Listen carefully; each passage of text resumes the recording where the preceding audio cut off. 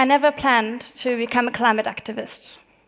But things have changed, and now standing here as a climate activist, I ask you all to become one too. Here's why, and most importantly, how. 10 years ago, when I was 13 years old, I first learned about the greenhouse effect. Back then, we spent 90 minutes on this issue. And I remember finding it quite irritating that something so fundamental would be squeezed into a single geography lesson. Some of this irritation remained, so when I graduated from high school, I decided to study geography, just to make sure I was on the right track with this whole climate change thing.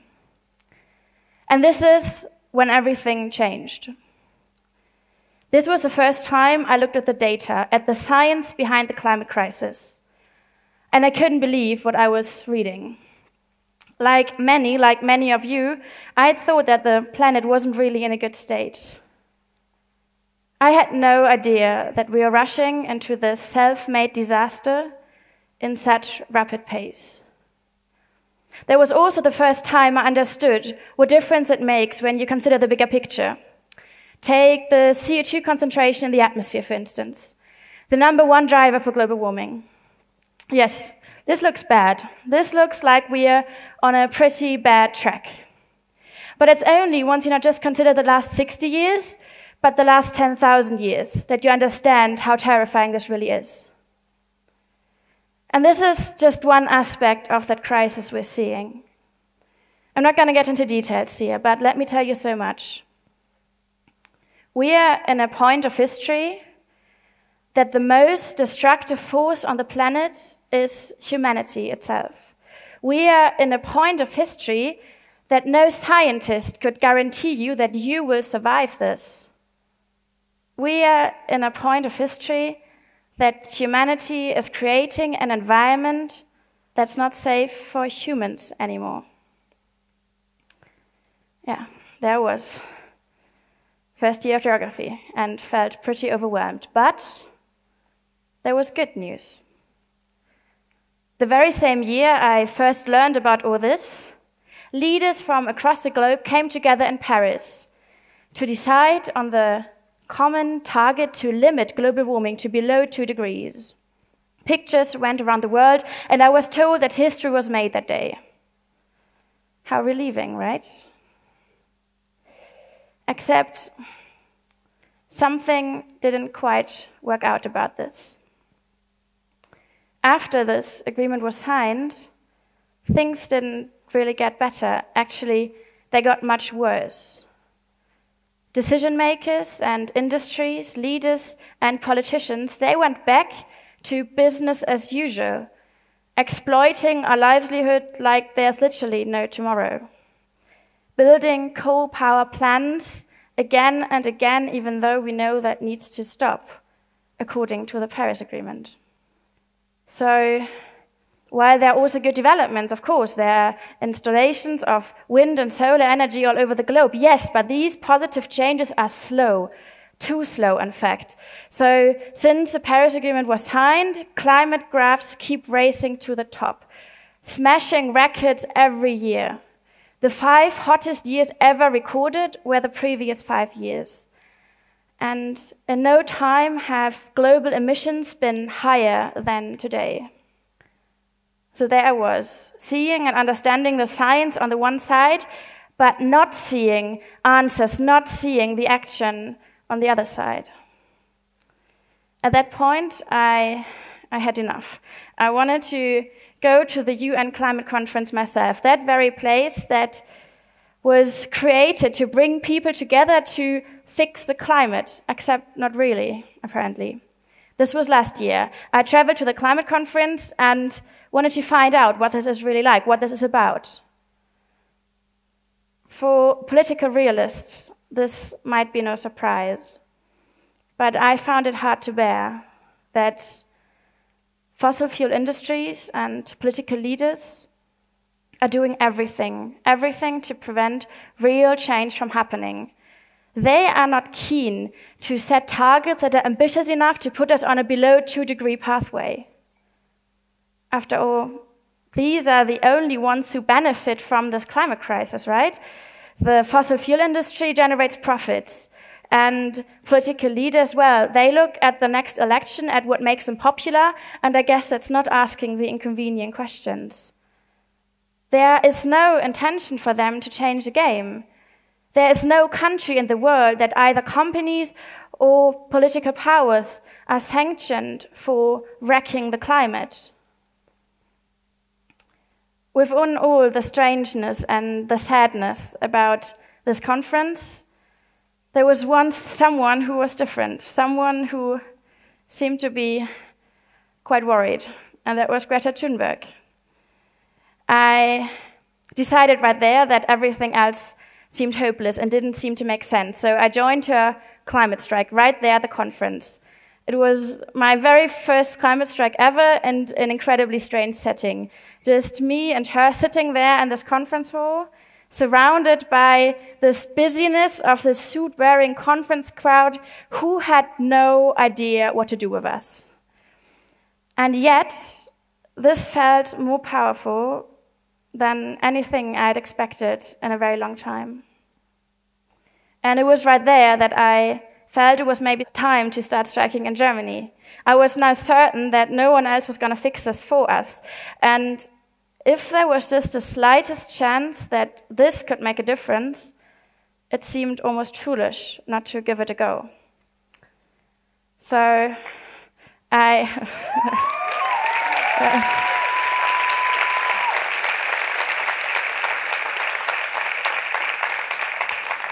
So I traveled back to Berlin. I found allies who had the same idea at the same time, and together we thought we'd give this Fridays for Future thing a go.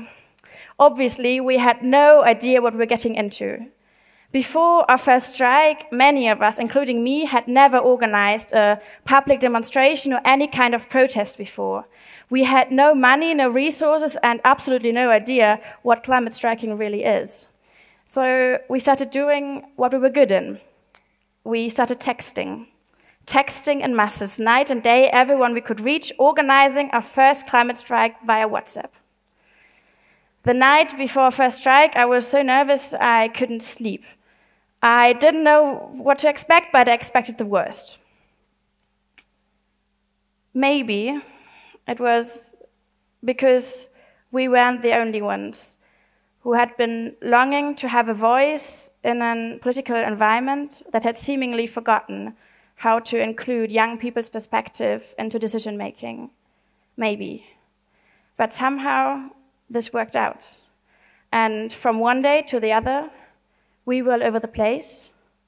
And I, from one day to the other, became a climate activist. Usually, in these kind of TED Talks, I would now say how it's all really hopeful. How we young people are going to get this sorted, how we're going to save the future and the planet and everything else. How we young people striking for the climate are going to fix this. Usually. But this is not how this works. This is not how this crisis works. Here's a twist. Today, 3.5 years after that Paris Agreement was signed, when we look at the science, we find it's still possible to keep global warming to below 2 degrees. Technically. And we also see it's still possible to halt other disastrous developments we're seeing, such as mass extinction and soil degradation. Yes, technically. It's just incredibly unlikely. And in any case, the world would have to see changes we'd have never experienced before. We'd have to fully decarbonize economies by 2050 and transform the distribution of powers that is currently allowing these fossil fuel giants and political leaders to stay on top of the game. We're talking of nothing less but the greatest transformation since the Industrial Revolution. We are talking, if you want to put it that way, we're talking of a climate revolution in a minimum amount of time. We wouldn't have a single further year to lose. And in any case, for any of that change to happen, the world needs to stop relying on 1 or 2 or 3 million school strikers to sort this out. Yes, we are great. We are going to keep going, and we are going to go to places no one ever expected us. Yes, but we are not the limit. We are the start. This is not a job for a single generation. This is a job for humanity. And this is when all eyes on you. For this change to happen, we will have to get 1 million things sorted. It's an incredibly complex thing after all. But there are some things that everyone can get started with. Bad news first, if you thought I would tell you now to cycle more or eat less meat, to fly less or to go second-hand shopping, sorry. This is not that easy. But here comes the good news. You are more than consumers and shoppers, even though the industry would like you to keep yourselves limited to that. No. Me and you, we are all political beings, and we can all be part of this answer. We can all be something that many people call climate activists. Yay? So what are these first steps? 4 first steps that are essential to get everything else done. 4 first steps and that everyone can get started with. 4 first steps that decide about everything that can happen after. So what's that? Number 1, we need to drastically reframe our understanding of a climate activist, our understanding of who can be the answer to this. A climate activist isn't that one person that has read every single study and is now spending every afternoon handing out leaflets about vegetarianism in shopping halls. No, a climate activist can be everyone. Everyone who wants to join a movement of those who intend to grow old on a planet that prioritizes protection of natural environments and happiness and health for the many over the destruction of the climate and the wrecking of the planet for the profits of the few. And since the climate crisis is affecting every single part of our social, of our political, and of our private life, we need climate activists everywhere, in every corner, not only in every room, but also in every city and country and state and continent. Second, I need you to get out of that zone of convenience, away from a business as usual that has no tomorrow. All of you here, you are either a friend or a family member, you are a worker, a colleague, a student, a teacher, or in many cases a voter. All of this comes along with a responsibility that this crisis requires you to grow up to. Does the company that employs you or that sponsors you is on track of meeting the Paris Agreement? Does your local parliamentarian know that you care about this, that you want this to be a priority in every election? Does your best friend know about this? Do you read a newspaper or write a newspaper? Great. Then let them know you want them to report on this on every issue and that you want them to challenge decision makers in every single interview. If you're a singer, sing about this. If you're a teacher, teach about this. And if you have a bank account, tell your bank you're going to leave if they keep investing in fossil fuels. And of course, on Fridays, you should all know what to do. Thirdly, leaving the zone of convenience works best when you join forces. One person asking for inconvenient change is mostly inconvenient. 2, 5, 10, 100 people asking for inconvenient change are hard to ignore. The more you are, the harder it gets for people to justify a system that has no future. Power is not something that you either have or don't have. Power is something you either take or leave to other, and it grows once you share it. We young people on the streets, we school strikers, we are showing how this can work out. One single school striker will always be one single school striker, or Greta Thunberg. 2, 5, 10, 1,000 people striking school are a movement, and that's what we need everywhere. No pressure. And number 4, finally, and this is probably the most important aspect of all of this. I need you to start taking yourselves more seriously. If there's one thing I've learned during 7 months of organizing climate action, is that if you don't go for something, chances are high that no one else will.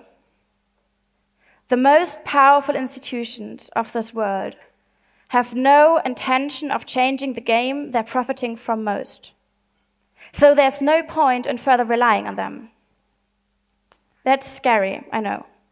That's a huge responsibility, a huge burden on everyone's shoulders, yes. But this also means, if we want to, we can have a say in this. We can be part of that change. We can be part of that answer. And that's quite beautiful, right? So let's give it a try. Let's rock and roll. Let's flood the world with climate activists. Let's get out of the zones of convenience and join forces and start taking ourselves more seriously. Imagine what this world would look like, where children would grow up knowing their future was this one great adventure to look forward to, nothing to be scared of. What this world would look like, where the next climate conference is this great happening of people who come together, who had heard the voices of millions, who would then roll up their sleeves ready to create real change. You know, I dream of this world where geography classes teach about the climate crisis as this one greatest challenge that was won by people like you and me who had started acting in time because they'd understood they had nothing to lose and everything to win. So why not give it a go? No one else will save this future for us. This is more than an invitation. Spread the word. Thank you.